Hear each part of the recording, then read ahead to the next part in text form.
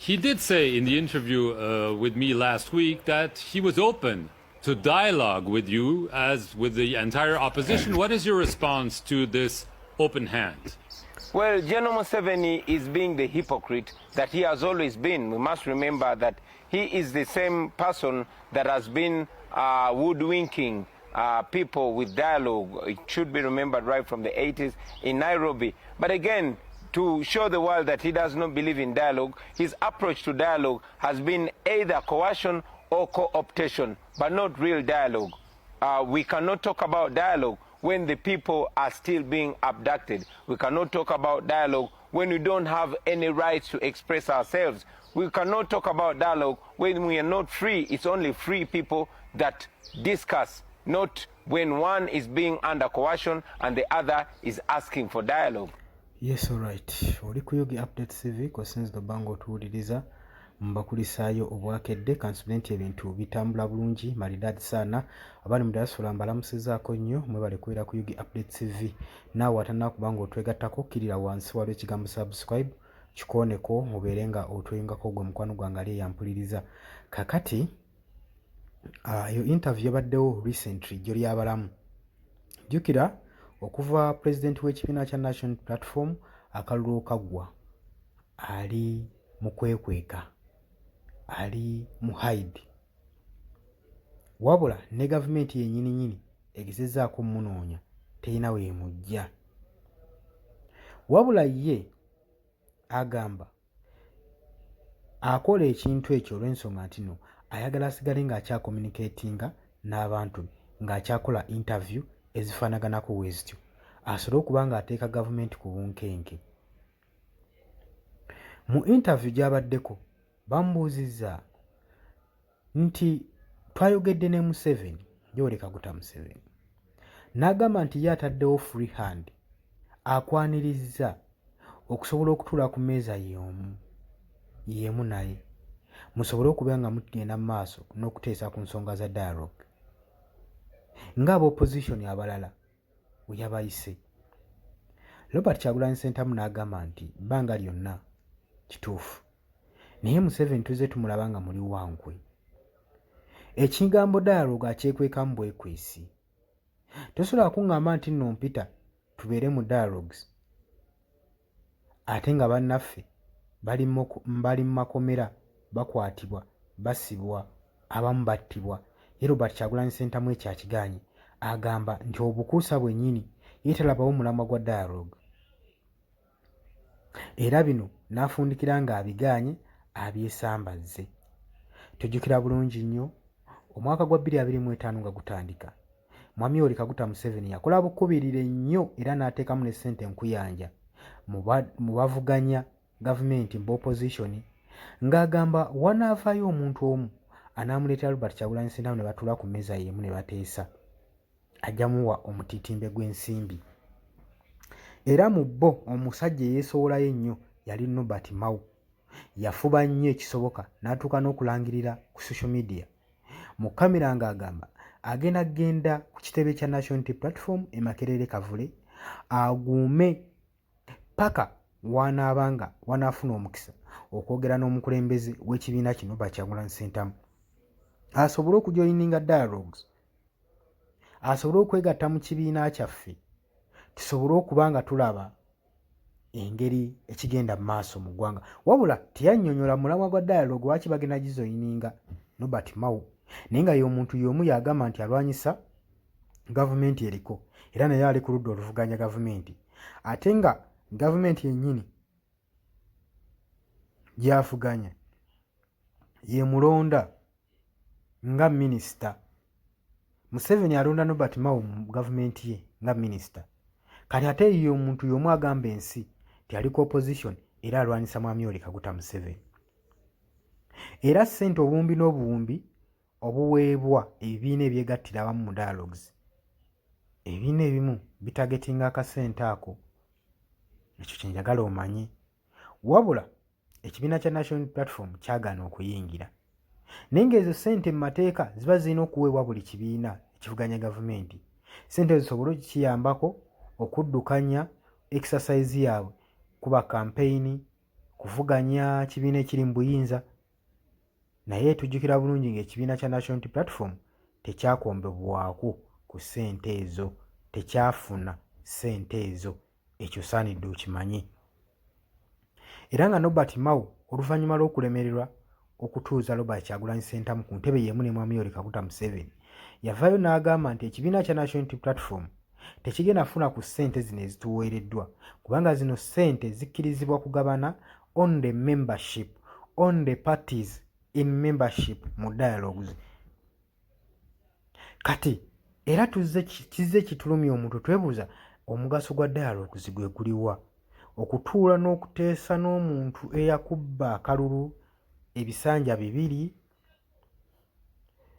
mutuula kuteesa kugabana ggwanga mu lifuge, oba Mwami Yoweri Kaguta Museveni ayagala kuwaayo buyinza? Ebyabalema okuddamu, Robert Kyagulanyi Ssentamu n'agamba, Mwami Yoweri Kaguta Museveni sina kye nnyina teesa naye. Bintu 2 bye nnyinza okuteesa, nze always mba open era mbyogera mu public. Bye njogera wano bye bigabo byemu bye nnyinza okwogera ne Mwami Yoweri Kaguta Museveni.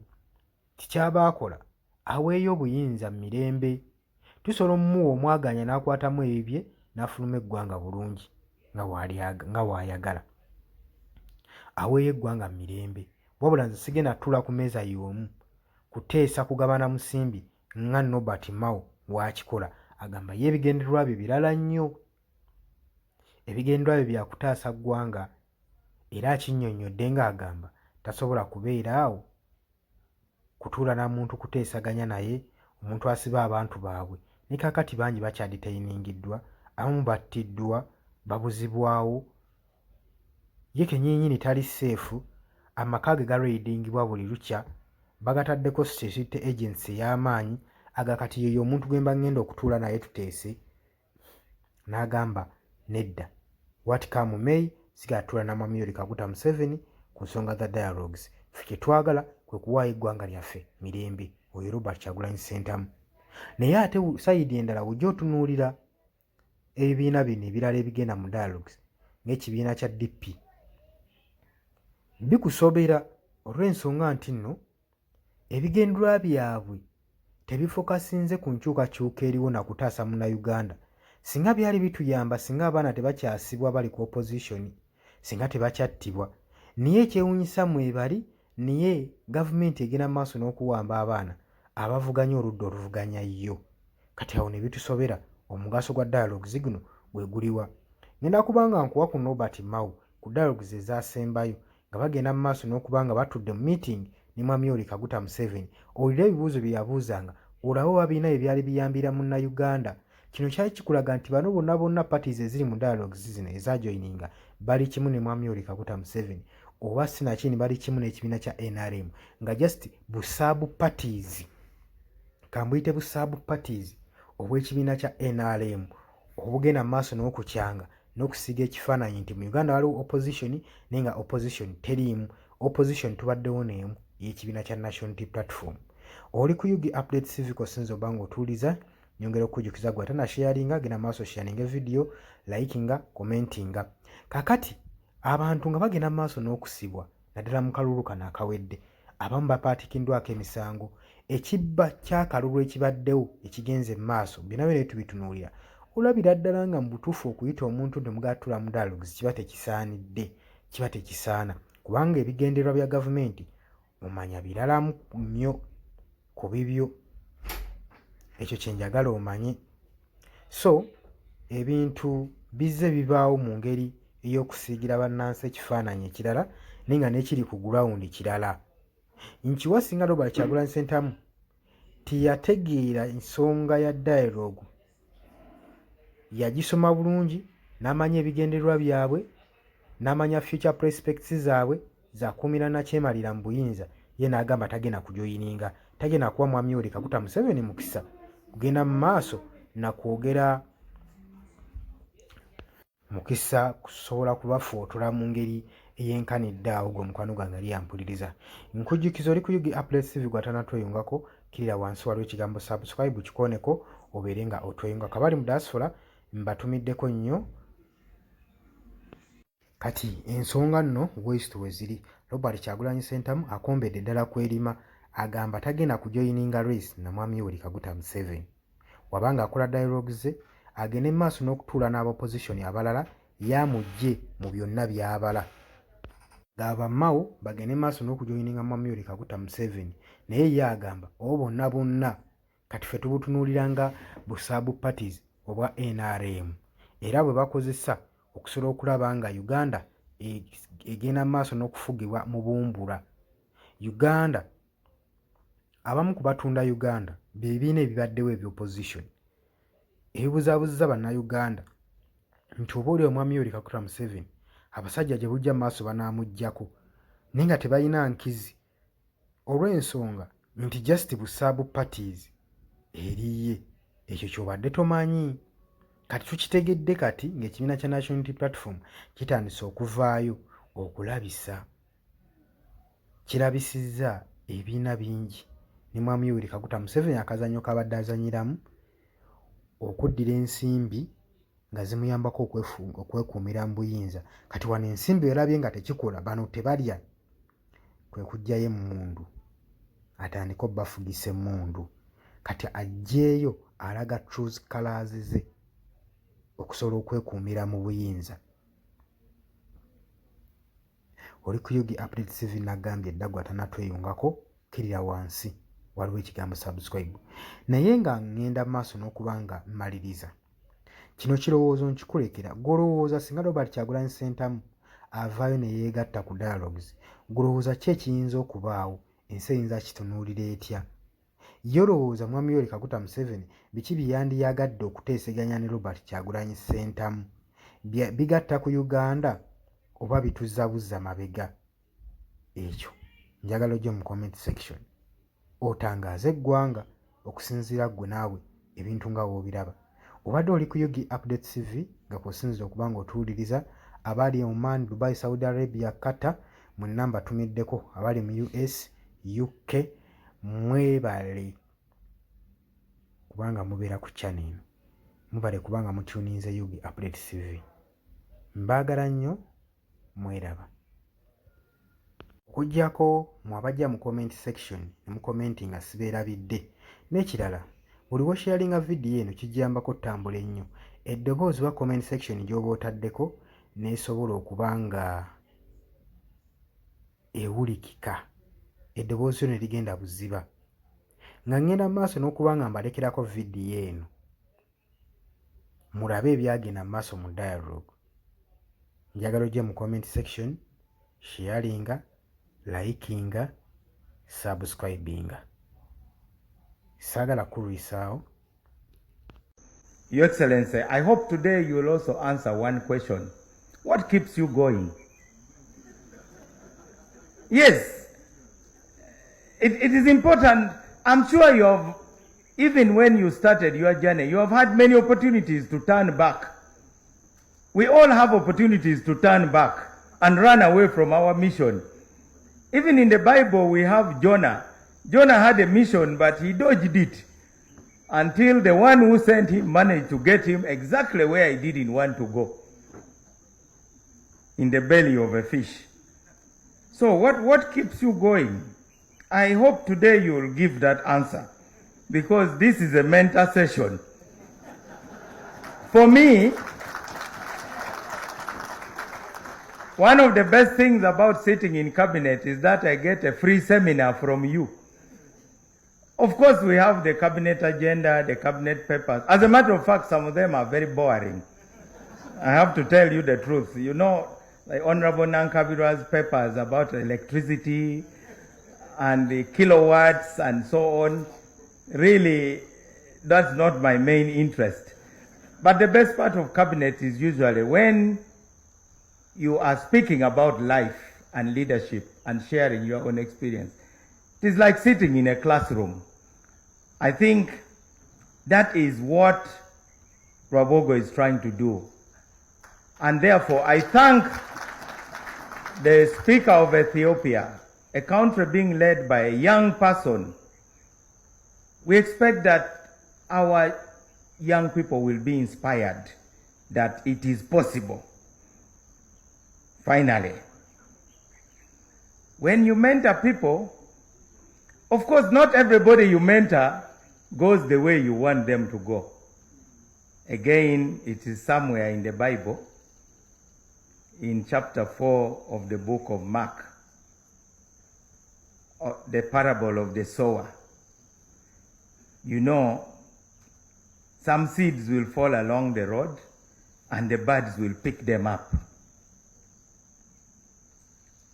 Why?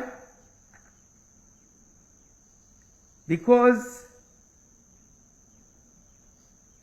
evil forces come and takes away the word that was sown in people. In other words, they get diverted.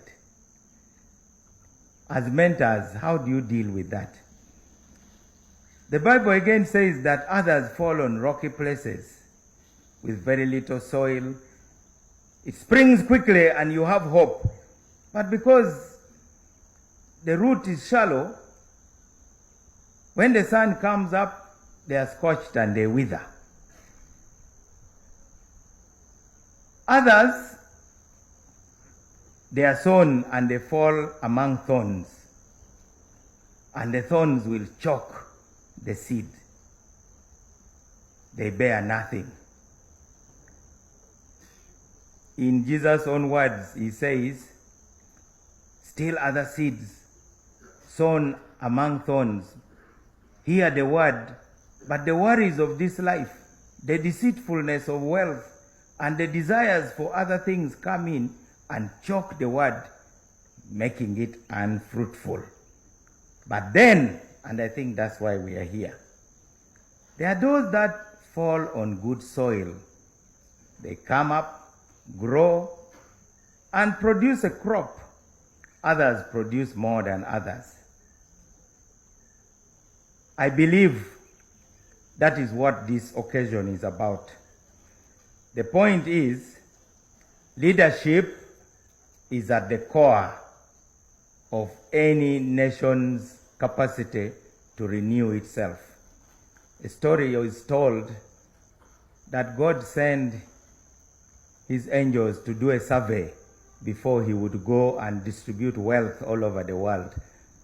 It is alleged that God constituted a caravan. It's not in the Bible. This is my own version. He constituted a caravan, loaded it with gold, diamonds, oil, silver, graphite, all the minerals and underground wealth you can think of.